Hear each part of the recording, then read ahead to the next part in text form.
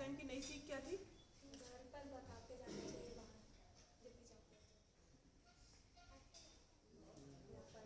है ना? तो सफाई घर पर बिना इन्फॉर्म किए नहीं निकलना चाहिए, है ना? ये तो घर वाले परेशान होते हैं, और वो उन्हें पता भी तो होना चाहिए ना कि तुम लोग कितनी देर में वापस आने वाले हो।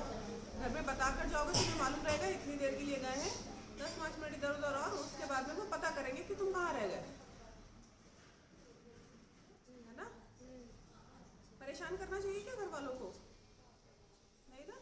तो जब भी घर से बाहर जाओ, कहीं भी जा रहे हैं, दोस्तों के पास में जा रहे हैं, शॉप तक गए कुछ खरीदने के लिए, कुछ भी करने गए, पार्क तक गए हैं, तो घर में बताकर जाना चाहिए। बताकर जाते हो घर में? और सोनाली बता के जाते हैं? शिवी बता के जाते हैं घर में? बता देते हैं? तुम्हारी फ्रेंड तो नहीं बताती है? तो नहीं बताती है। है ना? बच्चे गुम जाते हैं ना, किडनैपिंग हो जाती है ना बच्चों की, हो जाती है ना, उससे बचने के लिए हमें घर पे इन्फॉर्म करना जरूरी होता है।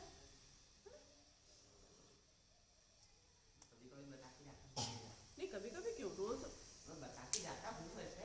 जैसे नानी को पता रहता है कि इसका भी शाम को 5 बजे तो या तो इधर बाहर होगा मोहल्ले में, या तो इधर ग्राउंड में खेल रहा होगा। तो घर से निकलने से पहले बोल दो ना। हाँ वो मैं बोलता पता चला घर में कोई पूछने आया, घर वालों को पता ही नहीं है घर में है भी कि नहीं है, वो सुबह वाली सुबह चीज 7 बजे एक बार एनसीसी गया था तो बता के गया था नानी को। हाँ, एक बार ये रोज की बात है, दिन में 50 बार की बात है। जब भी जाओ तो घर में बता कर जाओ कि हम कहाँ जा रहे हैं, कितनी देर में आ जाएंगे, है ना? ठीक है, आज की कोई नई सीख नहीं है, क्योंकि आज हम कुछ अलग बातें करेंगे। बताओ, पहले ध्यान कर ले, ध्यान लगा लो। जहाँ पर हम जिंदे लगाते हैं वहाँ पर आंखें बंद करके यहाँ ध्यान लगाओगे, आंखें बंद करोगे, है ना? यहाँ ध्यान लगाने की कोशिश करो, यहाँ भी आंखें बंद करके।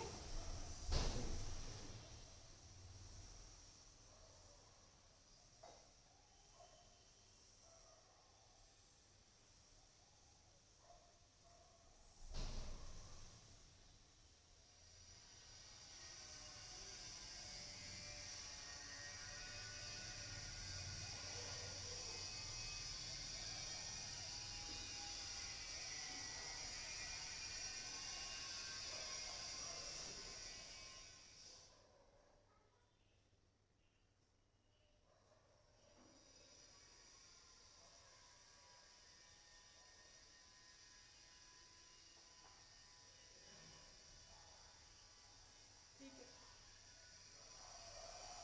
एक चीज़ है कि पहले तुम लोगों के यहाँ 10 सेकंड भी आंखें बंद करना ना बहुत मुश्किल होता था, नहीं कर पाते थे। आज वो हालत सोनाली की, ये इसकी, नेत्रा की, इन लोगों की थी, लेकिन बीच बीच में ना ये लोग आंखें खोल देते थे, इधर उधर देखने लगते थे। तो ये कंसंट्रेशन से होता है, तुम्हारी भी आंखें खुल रही थी, मेरी है ना? ध्यान रोज करोगे ना, ध्यान से क्या होता है? ध्यान बना रहता है। एक तो वो हमारे अंदर जो 3 इंद्रियाँ होती है वो जागृत होती है, और अगर हम और हमारे ऐसा कुछ भी नहीं है। जो तुम लोगों को वो भी बताया था ना कि अगर किसी का ध्यान नहीं लगता, पढ़ाई में भी ध्यान नहीं लगता, या किसी भी और चीज़ में से काम बताया और नहीं सुना, कहते ना ध्यान नहीं दिया था, तो अगर ध्यान बढ़ाना है ना तो दीपक जलाकर और उसकी जो लौ जलती है उसको ध्यान से देखो, 1 मिनट 2 मिनट, वहाँ पे पंखा नहीं चलना चाहिए, नहीं तो वो हिलेगी तो तुम लोगों का ध्यान भी हिलेगा, इसलिए ये करना चाहिए। तुम लोग कर सकते हो, भगवान का दीपक तो जलाते ही होंगे ना, उसको देख लो 1 मिनट।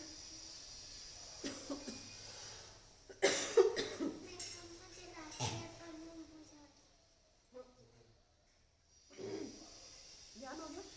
आज की कोई नई सीख नहीं है। 22 जनवरी को क्या होने वाला है? राम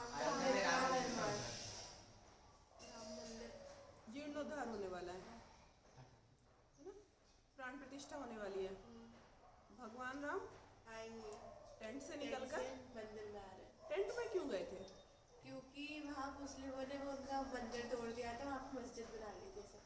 मुगलों ने। मुगलों ने। नाम क्या था उसका जिसने किया था उस टाइम का? वो किसके हाथ में था? बाबर।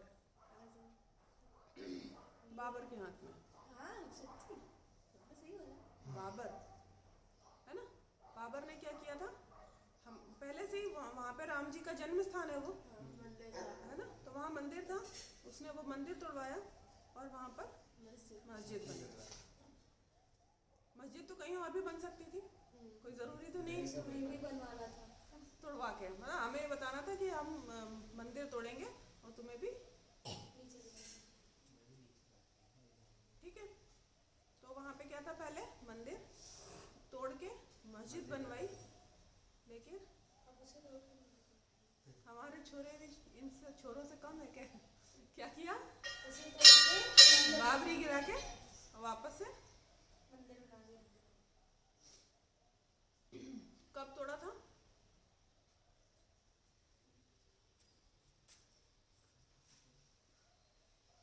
दिसंबर 1992। इस दिन को क्या बोलते हैं? 6 दिसंबर को शौर्य दिवस, है ना। ठीक है। इसके लिए ऐसा नहीं है कि तोड़ दिया तो उसके बाद कुछ हुआ नहीं, उसके बाद उन पर गोलियां चली, लोग मारे गए। जिन्होंने तोड़ी थी उन्हीं के ऊपर गोलियां चलाई गई थी। वहाँ की सरकार ने गोलियां चलाई थी, यूपी की गवर्नमेंट ने, और बोला था कि हम वापस से, मतलब दूसरे लोगों ने जो और दूसरे प्रधानमंत्री बने उन लोगों ने ही बोला था कि हम वापस से मस्जिद बनवा देंगे वहाँ पर। लेकिन उसके बाद में अब टाइम बदला है और वहाँ पर मंदिर बन भी गया है, जीर्णोद्धार भी होने वाला है। अच्छा, टेंट में क्यों रह रहे थे? वहाँ से निकाले गए थे इसीलिए टेंट में रह रहे थे ना, कितने सालों से। तो मंदिर ही तो तोड़ दिया था ना बेटा, मंदिर से ही तो निकाल दिया था भगवान को। कितने इयर्स? 32। और कोई कितने सालों से भगवान? 35 साल। और कोई?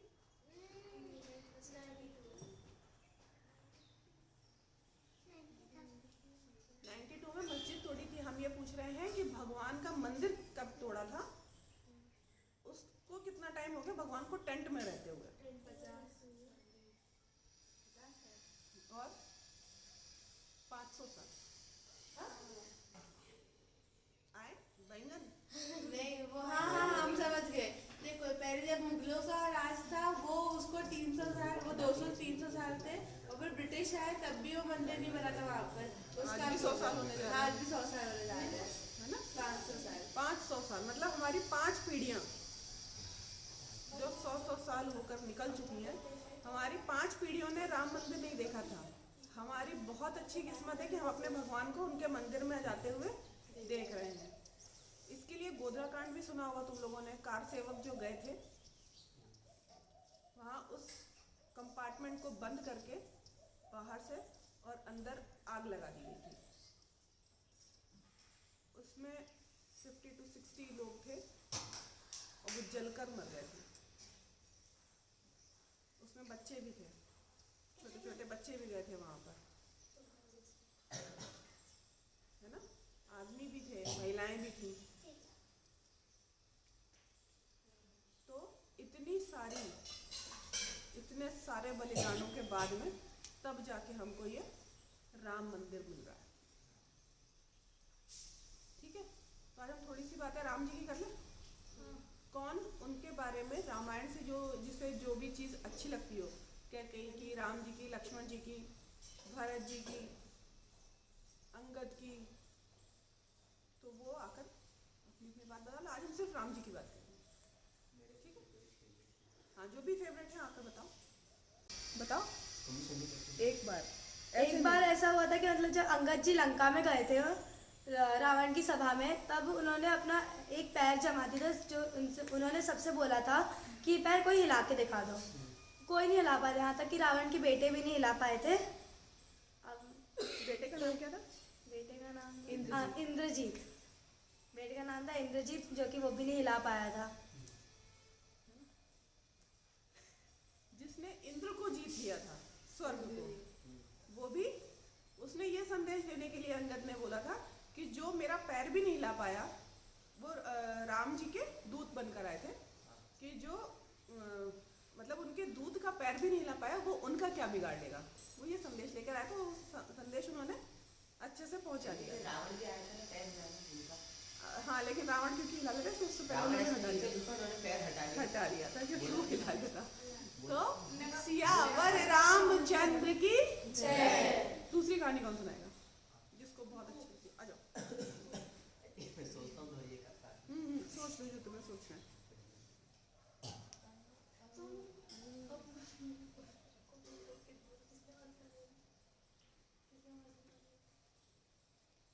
देखो, एक तो ये था कि जब राम जी, सीता जी और लक्ष्मण जी वन में रह रहे थे, तब भरत, हाँ भगत बोल रहे थे, भरत जी वहाँ पर गए थे उनका राज्याभिषेक करने। जब मतलब उनने पहले मना कर दिया था राम जी ने, लेकिन वो गए थे। और वहाँ पर जब वो लोग पहुँचे, उनको एक तो इतना झटका लगा था कि उनके जो पिता थे दशरथ जी, वो स्वर्गलोक से धार गए थे। और उसके बाद में और भी बहुत सारे चीज़ें थी, लेकिन तब भी वो जब अपनी माताओं से मिले, उनकी जो माता थी कौशल्या, उन्होंने पहले उनके पैर ना छू करके उन्होंने कैकेयी के पैर छुए थे, क्योंकि वो रिस्पेक्ट वो तीनों को सेम देते थे। और एक और चीज़ कि राम जी के मुंह पे हमेशा स्माइल रहती थी, जिससे हमको ये पता चलता है कि हमेशा की कोई भी स्थिति में, लाइक वो वन में थे, उनकी जो वाइफ थी उनका हरण हो गया था, तब भी वो अपने फेस पे एक स्माइल रखते थे।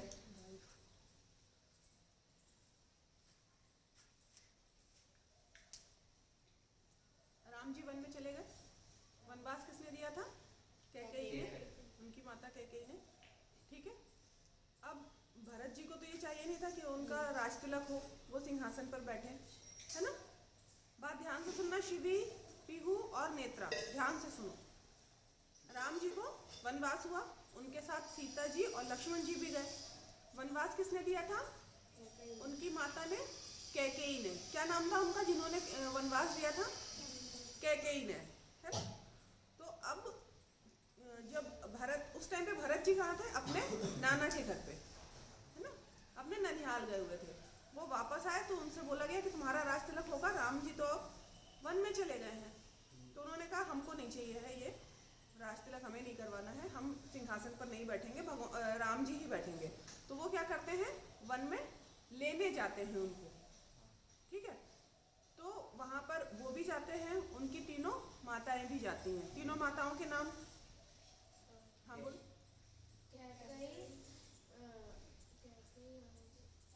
कैकेयी, कौशल्या, सुमित्रा। कैकेयी, कौशल्या और सुमित्रा। उनको जिन्होंने जन्म दिया था उनकी माता का नाम क्या था? कौशल्या। कौशल्या। जिन्होंने वनवास दिया था? कैकेयी। और सुमित्रा जो लक्ष्मण जी, लक्ष्मण जी की माता थी। शत्रुघ्न और लक्ष्मण जी की माता थी। तो अब ये तीनों माताएं भी जाती हैं वन में।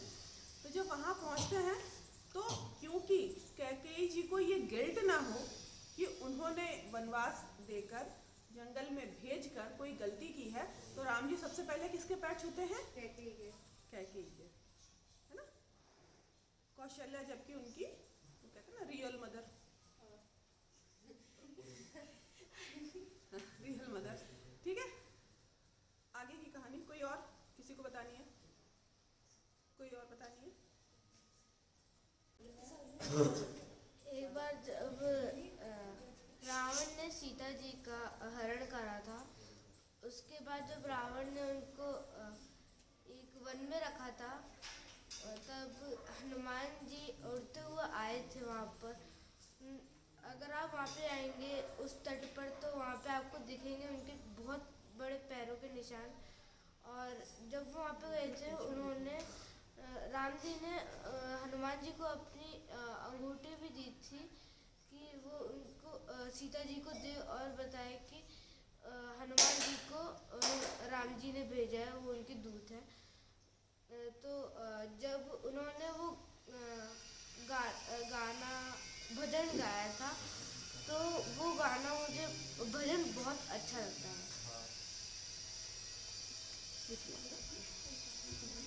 ये उस वाले इंसिडेंट की बात कर रहा है कि जब हाँ मतलब हनुमान जी को भेजा था कि पता लगाओ जाकर कि सीता जी कहाँ से, बोले कि तो वो वन नहीं था, वो वाटिका, अशोक वाटिका। है ना, वो वाटिका थी। मतलब जैसे आज पार्क होते हैं ना, तो वो छोटी सी वाटिका थी, जंगल नहीं था, वन नहीं था वो, है ना। अशोक वाटिका जैसे उसका नाम होता है पार्क या फिर अब क्या हुआ, वहाँ पे जाके उन्होंने क्या दिया था निशानी के लिए, राम जी की अंगूठी अंगूठी भेजी थी, है ना। वो उन्होंने फेंकी उनके आगे, सीता जी ने देखा, पहचाना, फिर उसके बाद में हनुमान जी से उनका इंट्रो हुआ था। जन्नत गए। मम्मी विभीषण राम जी का भक्त था, है ना? राम जी, लक्ष्मण जी, सीता जी उनके वनवास के लिए गए और लक्ष्मण की बीवी उर्मिला ने 14 साल तक उनका वेट किया।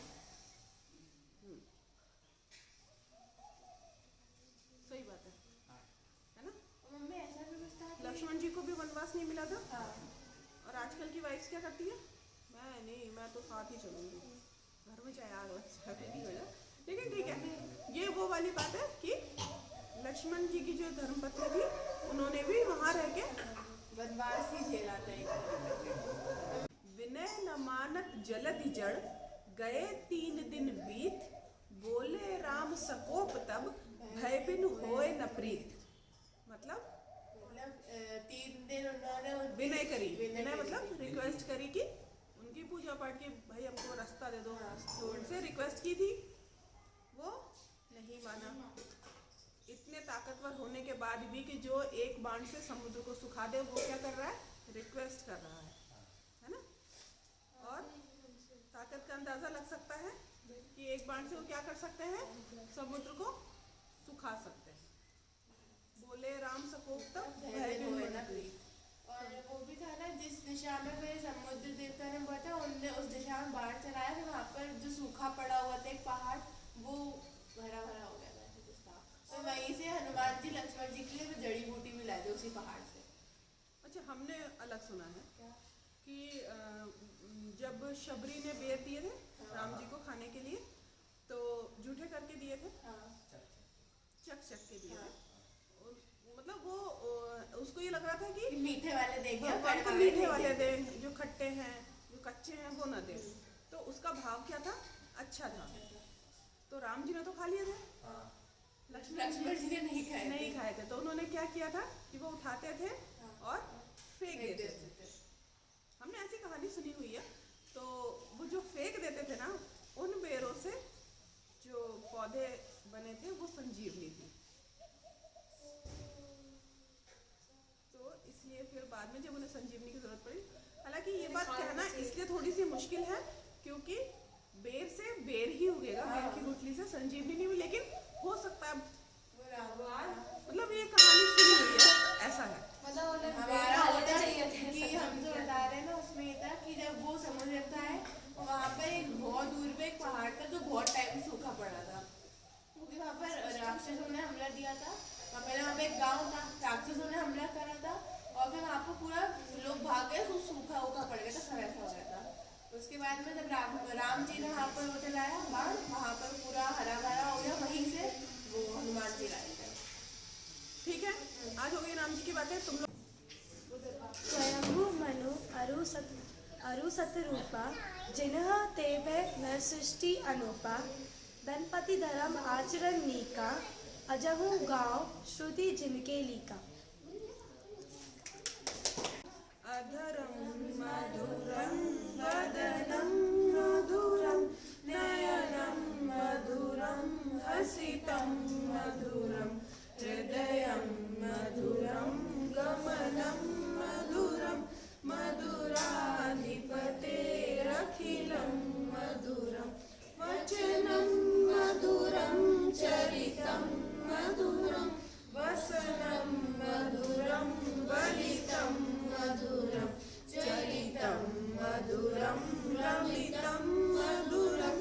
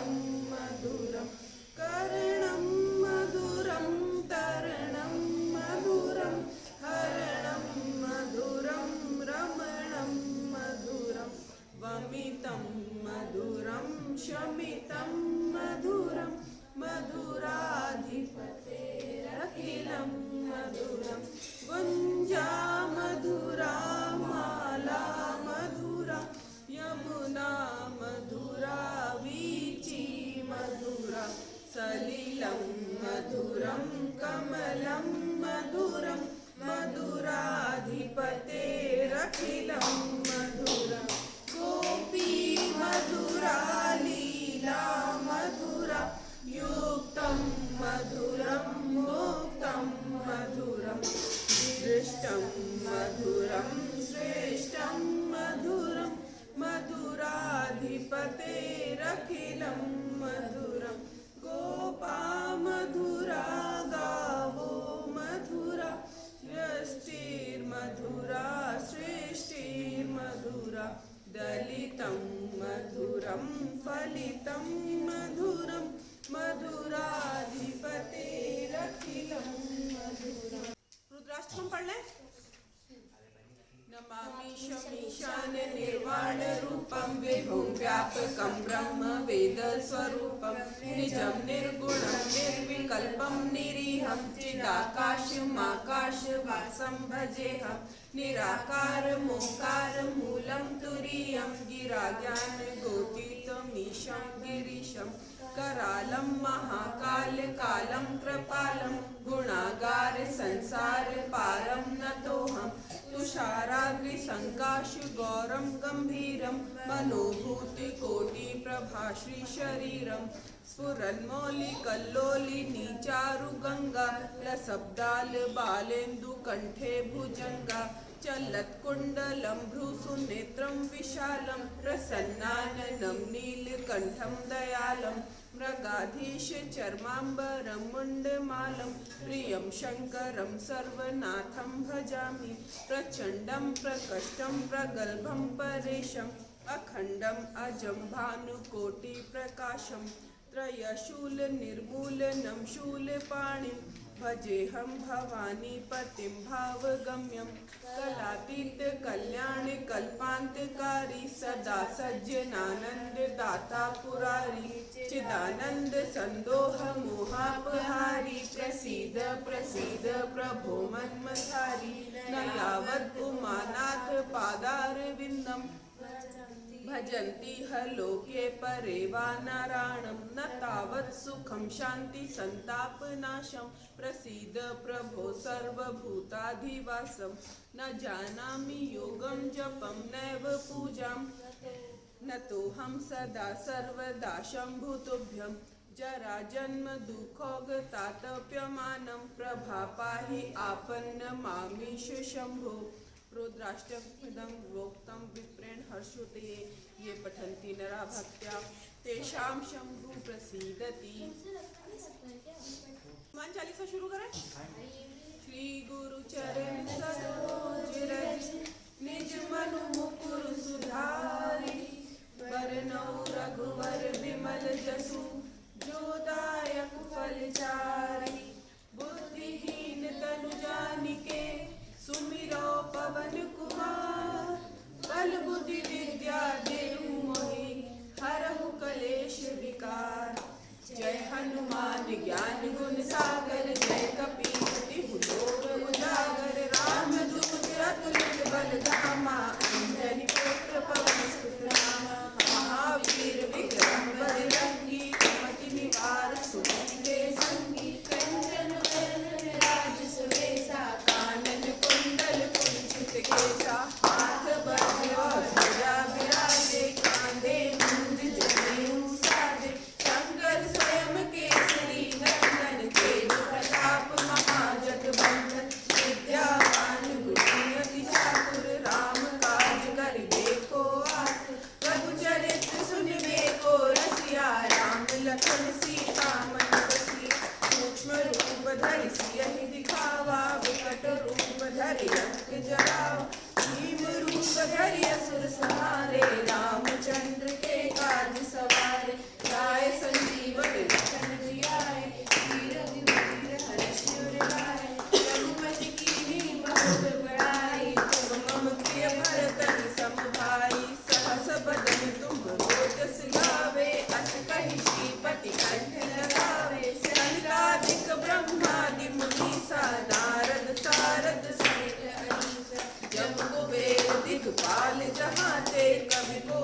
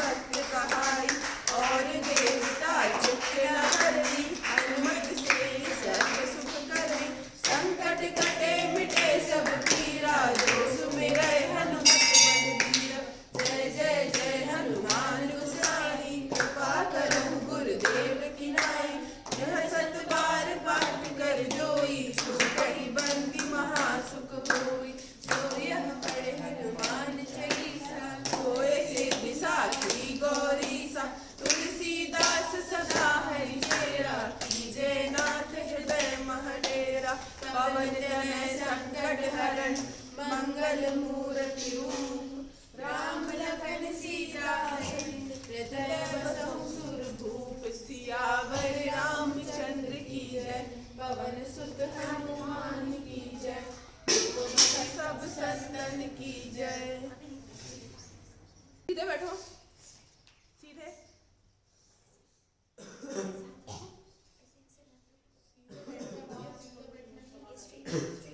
ऐसे बैठेंगे, ऐसे। आंखें बंद, आंखें बंद। सर्वे भवन्तु सुखिनः, सर्वे सन्तु निरामयाः, सर्वे भद्राणि पश्यन्तु, मा कश्चित् दुःखभाग् भवेत्। ओम शांति शांति शांति। चलो शांति।